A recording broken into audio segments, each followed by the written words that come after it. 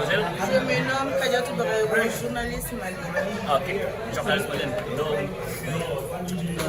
pouvez-vous raconter l'aventure de Mali à l'Indonésie? C'est combien de jours, combien de l'heure de l'avion de Mali jusqu'ici? Je remercie d'abord vous qui m'avez donné l'opportunité de m'exprimer dans votre micro. Je voudrais qu'on a fait 23 heures de vol parce que le Mali c'est un pays africain, on fait partie du continent africain, donc il nous a fallu 2 jours de voyage en avion. Pour arriver là, on a fait escale d'abord à Addis Abeba en Éthiopie, avant de prendre le vol d'Éthiopie à Jakarta. Et de Jakarta, on a pris encore un vol interne, Jakarta-Surakarta, parce que la base du Mali, c'était ici, on était dans le groupe 2, accompagné de l'Ouzbékistan, de l'Espagne et du Canada.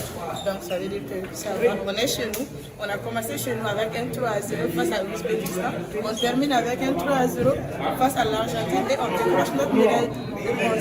Ce n'était pas l'objectif visé en quelque sorte parce que vu la performance de la sélection, on avait au moins espéré aller en finale. Mais vu ce qui s'est passé en demi-finale face à la France avec les aléas, on a dit qu'à chaque fois nous on a perdu un match face à l'Espagne, c'était avec un carton rouge dans l'infériorité numérique. Pareil face à la France aussi en infériorité numérique. On peut avoir des regrets parce qu'on s'est dit qu'à 11 contre 11, que ce soit contre la France ou que ce soit contre l'Espagne, je peux dire qu'on pouvait aller chercher les 2 premières places de cette compétition. Je pense que votre comme journaliste, c'est cher de venir.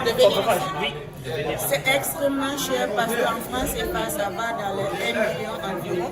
Ça, c'est juste pour le billet parce que c'est 900 000 et quelques. Donc, c'est environ 1 million. Ça, c'est juste pour le billet de Bamako à Jakarta. Maintenant, de Jakarta à Surakarta, le vol interne, ça, c'est 130 si ma mémoire est bonne. Donc, pour le voyage en tout et pour tout, il fallait au moins avoir un minimum de 2, 3 ou voire 4 millions de francs CFA pour pouvoir venir ici parce qu'on est que 4 ou 5 journalistes. Est-ce que vous avez trouvé des problèmes de travailler ici à l'Indonésie?